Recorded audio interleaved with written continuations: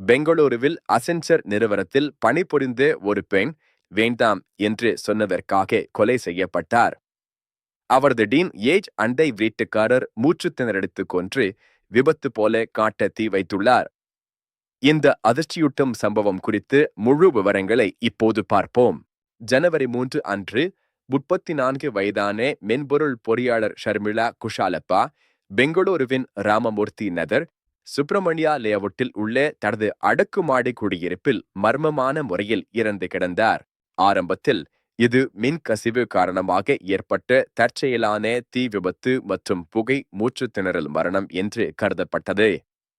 குடியிருப்பு உரிமையாளர் புகை வருவதைக் கண்டு தீயணைப்புத் துறைக்கு தகவல் கொடுத்தார். ஆனால் தடயவியல் அறிக்கைகள் மற்றும் பிரேத பரிசோதனை முடிவுகள் இது ஒரு கொலை என்பதை உறுதிப்படுத்தின. ஷர்மிளாவின் கைகளில் காயங்கள் இருப்பதும் தீக்காயங்களுக்கு முன்னதாகவே காயங்கள் ஏற்பட்டிருப்பதும் தெரியவந்தது. விசாரணையில் ஷர்மிளாவின் பக்கத்து வீட்டில் வசித்த 18 வயது மாணவரான கர்னல் குராய்கே என்பவர் குற்றவாளி என்பது தெரியவந்தது. கர்னல் ஷர்மிளா மீது விடுதலை பட்சமான காதல் கொண்டிருந்தார். சம்பவத்தன்று இரவு கர்னல் சாளரம் வழியாக ஷர்மிளாவின் குடியிருப்புக்குள் நுழைந்துள்ளார்.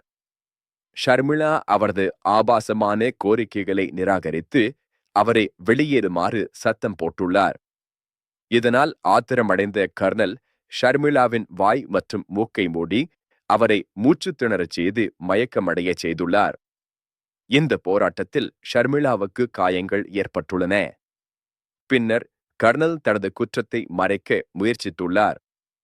ஷர்மிளாவின் உடலில் இருந்த இரத்தக்கரைகளை மறைக்க அவரது ஆடைகளை அகற்றி அவற்றை தீ வைத்து எரித்துள்ளார். இந்த தீ மற்ற பொருட்களுக்கும் பரவி குடியிருப்பு முழுவதும் புகை மண்டலமாக மாறியது.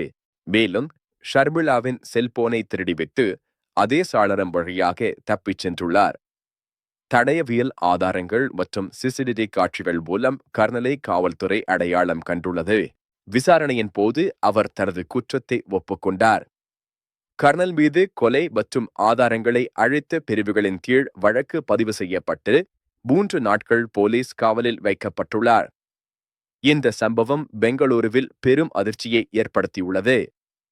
இதுபோன்ற குற்றங்கள் மீண்டும் நிகழாமல் தடுக்க சமூகத்தில் விழிப்புணர்வும் பாதுகாப்பும் அவசியம்.